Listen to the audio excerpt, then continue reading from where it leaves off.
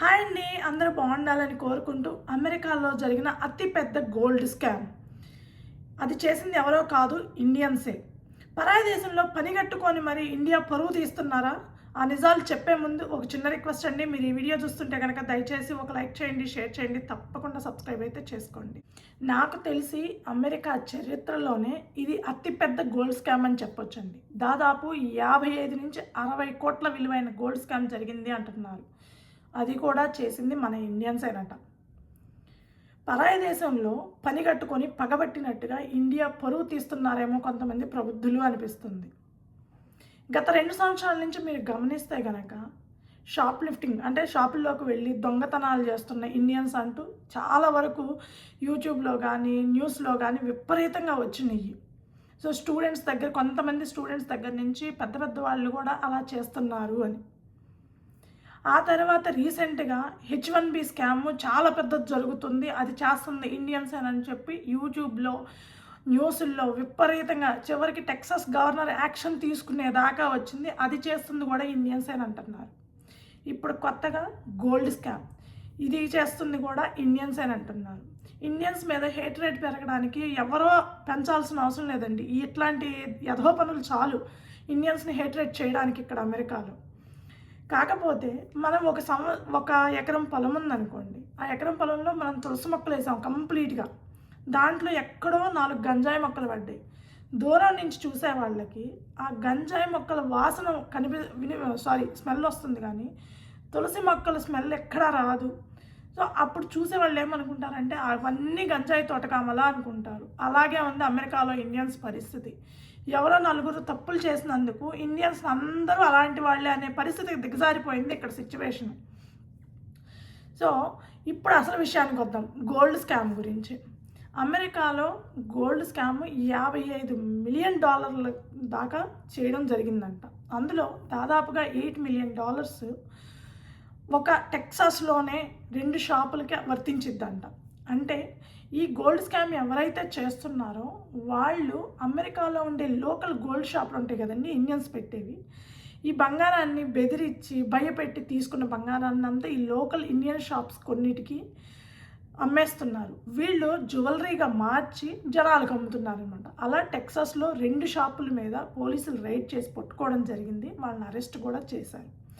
అది ఒకటి ఫ్రిస్కోలో అనుకుంటాను, ఇంకొకటి ఏదో ఏరియా అండి, నాకు సడన్గా గుర్తుకు రావట్లేదు ఆ ఏరియా పేరు. సో 2 టెక్సాస్లోనే ఉన్నాయి. రిమైనింగ్ ఇవంతా ఒక బ్యాచ్, ఒక గ్రూప్గా ఇండియన్స్ ఒక 5-6 ఫామ్ అయ్యి ఇలా చేస్తున్నారు. అసలు ఎలా, ఇదేమన్నా దొంగతనం చేశారా, బ్యాంక్ రాబరీ చేశారా, ఎలా ఎంత పెద్ద గోల్డ్ స్కామ్ చేశారు అని అంటే, మనకి ఫ్లోరిడా స్టేట్లో ఎక్కువ అంటే మనకి రిటైర్ అయిన ముసలి వాళ్ళు ఎక్కువ అమెరికన్స్ ఉంటూ ఉంటారు.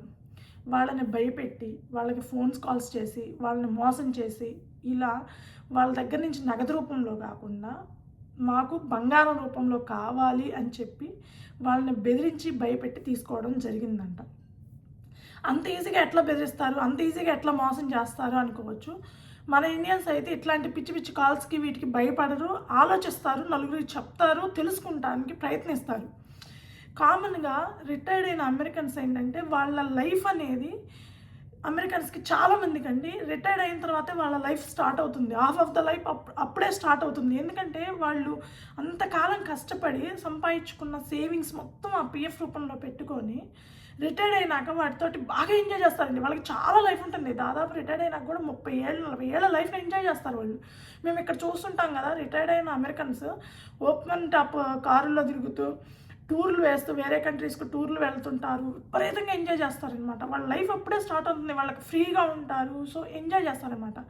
అలా ఎంజాయ్ చేయడానికి వాళ్ళు లైఫ్ అంతా కష్టపడి సంపాదించుకుంది పిఎఫ్ రూపంలో దాచిపెట్టుకున్నది ఈ వెధవలు మోసం చేసి తీసుకుంటున్నారు. అంత ఈజీగా ఎట్లా మోసం చేస్తున్నారంటే అమెరికన్స్ ఓల్డ్ ఏజ్ వాళ్ళని చాలా ఈజీగా మోసం చేస్తుంటారండి కొంతమంది. ఎలా అంటే వాళ్ళకి ఫోన్ చేస్తారు. బేసిక్గా నాకు తెలిసిన కొన్ని పాయింట్స్ చెప్తానండి. ఒకటి, వాళ్ళకి ఫోన్ చేసి మీరు ఈ సంవత్సరం ట్యాక్స్ సరిగ్గా కట్టలేదు, మేము ఇక్కడి నుంచి ఈ డిపార్ట్మెంట్ నుంచి కాల్ చేస్తున్నాము, అంటే ట్యాక్స్ డిపార్ట్మెంట్ నుంచి కాల్ చేస్తున్నాము, మీరు ట్యాక్స్ ప్రాపర్గా కట్టలేదు ఈ సంవత్సరము, సో మీ మీద యాక్షన్ తీసుకోబోతున్నాము ఆ యాక్షన్ తీసుకోకుండా ఉండాలంటే మీరు ఎంత అమౌంట్ మాకు చెల్లించాలి, మేము ఒక పర్సన్ని పంపిస్తాము, వాళ్ళు మీకు స్లిప్పులుగా ఇస్తారండి, ఇవి మనకి రిసిప్ట్లు కూడా ఇస్తారనమాట, ఫేక్ రిసిప్ట్లు కూడా ఇస్తారనమాట. సో ఇట్లా ఇవ్వండి అని చెప్పి అది ఆ విధంగా ఒక విధంగా భయపెడుతూ ఉంటారు. రెండవది, మీ పిల్లలు ఉంటే కనుక వాళ్ళకి యాక్సిడెంట్ అయింది, వాళ్ళు మేము హాస్పిటల్లో జాయిన్ చేస్తున్నాము, అలా జాయిన్ చేయాలంటే మీరు ఇంత అమౌంట్ ఇప్పుడే పంపించండి, లేకపోతే మీ పిల్లలు మీకు దక్కరు అని చెప్తారు. అదొకటి. మూడవది, మీ పిల్లలకి ఏదో అయ్యింది లేకపోతే ఏదో చేసుకుంటున్నారు అన్నట్లుగా చెప్పేసేదాన్ని అలా కూడా గుంజుతారండి పాపం ఆ ఓల్డేజ్ వాళ్ళ దగ్గర నుంచి. అలా కాకుండా మీకు ఎప్పుడో టికెట్స్ వచ్చి ఉంటాయి, వాళ్ళకి ట్రాఫిక్ టికెట్స్ ఏవో వచ్చి ఉంటాయి, మీరు అప్పటి నుంచి కట్టలేదు, దానికి మీకు ఫైన్లు పెంచుకుంటూ పోయాము, మీరు కడతారని ఎన్నాళ్ళ నుంచి వెయిట్ చేసాము, కట్టలేదు కాబట్టి అట్లాగా మీ మీద యాక్షన్ తీసుకోబోతున్నాము, మీకు 2 days 3 days టైం ఇస్తున్నాము, ఈ లోపు కంప్లీట్గా అరేంజ్ చేసుకొని మేము ఇట్లా మా డిపార్ట్మెంట్ పర్సన్ని పంపిస్తాము అని చెప్పి ఆ డిపార్ట్మెంట్కి సంబంధించిన ఫేక్ డ్రెస్సులు కూడా వేసుకొని వెళ్తూ ఉంటారు కొంతమంది.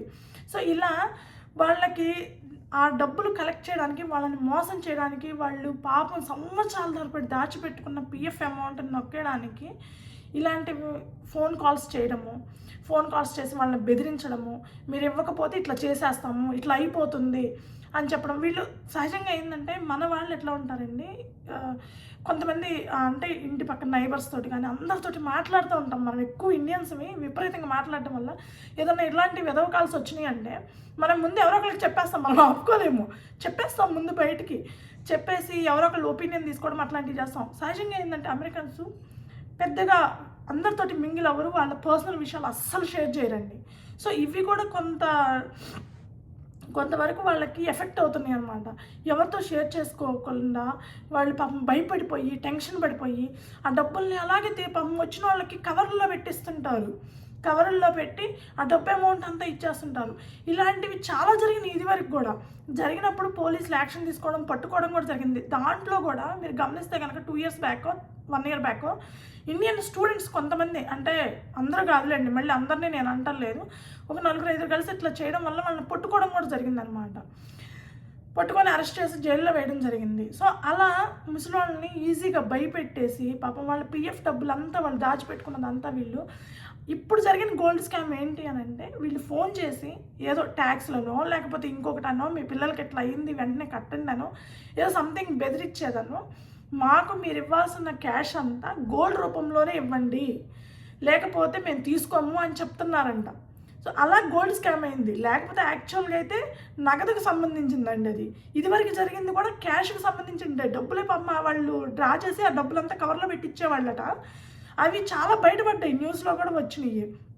ఇప్పుడు తెలివిగా వీళ్ళు ఆ బంగారం రూపంలో ఇవ్వండి మాకు ఆ అమౌంట్ అంతా అని క్లియర్గా చెప్తుండే తల్లికి. వాళ్ళు పాపం తెలియక నిజంగానే బంగారం రూపంలో ఇస్తున్నారు. ఏంటి షాపులకు వెళ్ళి ఆ డబ్బులు పెట్టి బంగారం కొని ఆ కాయిన్స్ కానీ జ్యువెలరీ రూపంలో కానీ తీసుకొచ్చి వాళ్ళకి ఇచ్చేస్తున్నారనమాట.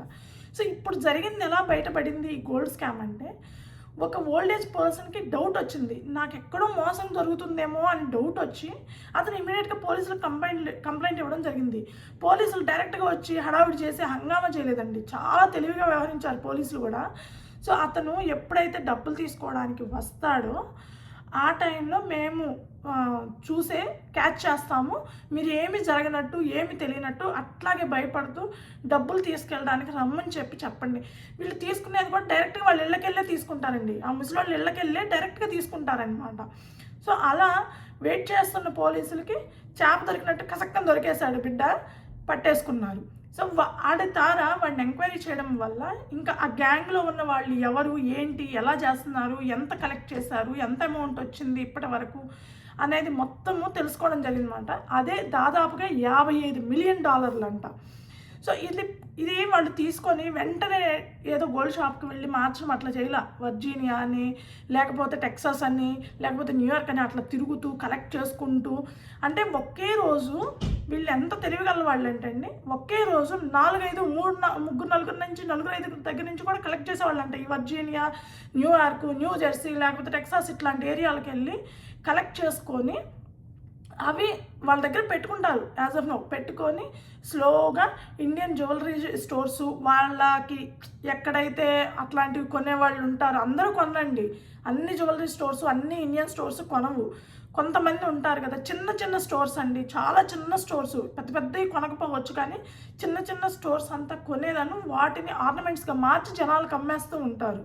సో అలా చేయడం వల్లే టెక్సాస్లో ఉన్న 2 స్టోర్స్ని క్లోజ్ చేసేసి వాళ్ళని అరెస్ట్ చేయడం జరిగిందనమాట. వాళ్ళు ఈ దొంగల దగ్గర నుంచి కలెక్ట్ చేసిన అమౌంట్ దాదాపుగా $8 మిలియన్ గోల్డ్ అయితే కలెక్ట్ చేసుకున్నారంట. వాళ్ళని అరెస్ట్ చేయడం జరిగింది. ఇంకా రిమైనింగ్ అమౌంట్ ఎలా చేశారు ఏంటి అనేది బయటికి రాలేదు. రిమైనింగ్ గోల్డ్ అంతా ఎక్కడ చేశారు ఎంక్వైరీ చేస్తున్నారనమాట ప్రస్తుతానికి. సో ఇలా ఇండియన్స్ పరువు తీయడానికే ప్రబుద్ధులు తయారవుతున్నారు. అది చేసింది కూడా ఏదో ఒక 40 ఏళ్ళు 50 ఏళ్ళు ఉన్న వాళ్ళు కాదండి. ఇండియన్స్ చిన్నపిల్లలు 25 ఇయర్స్ ఓల్డ్ వాళ్ళు. అది కూడా ఆ గ్యాంగ్లో, అంటే నేను పేర్లు చూశాను కాబట్టి చెప్తున్నాను, అందరూ నార్త్ ఇండియన్స్ అయినట్లుంది.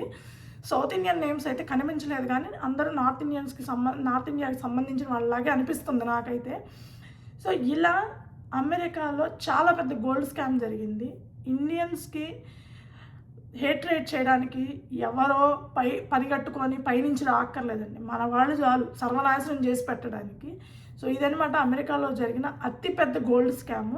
ఈ వీడియో మీకు నచ్చుంటే కనుక దయచేసి ఒక లైక్ చేయండి, షేర్ చేయండి, తప్పకుండా సబ్స్క్రైబ్ అయితే చేసుకోండి. Thank you.